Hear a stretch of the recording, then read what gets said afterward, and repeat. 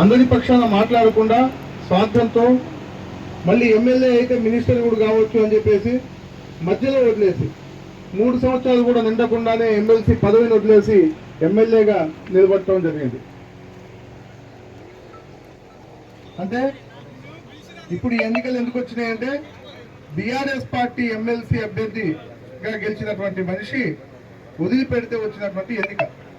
ఆనాడు పోటీలో ఇదే తీన్మార్ మల్లన్న గారు కూడా ఇండిపెండెంట్ గా నిలబడడం జరిగింది. అంతకుముందు కాంగ్రెస్ పార్టీ నుంచి కూడా ఎమ్మెల్సీగా పోటీ చేయడం జరిగింది.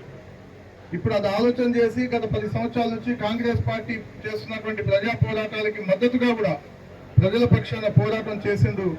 క్యూ న్యూస్ అనేటటువంటి యూట్యూబ్ ఛానల్తో ప్రజల వద్దకు వెళ్ళి ప్రజలకు ఉన్నటువంటి సమస్యల కోసం మాట్లాడిండు.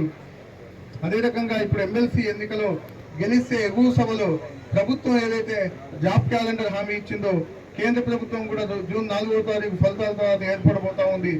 అక్కడ రాహుల్ గాంధీ గారు కూడా పట్టభద్రులైనటువంటి ప్రతి ఒక్కళ్ళకి 1 సంవత్సరం పాటు అప్రెంటిస్షిప్ ఇచ్చి వాళ్లకు 1 లక్ష రూపాయలు జీతంగా ఇచ్చేటటువంటి కార్యక్రమం కూడా తీసుకున్నారు.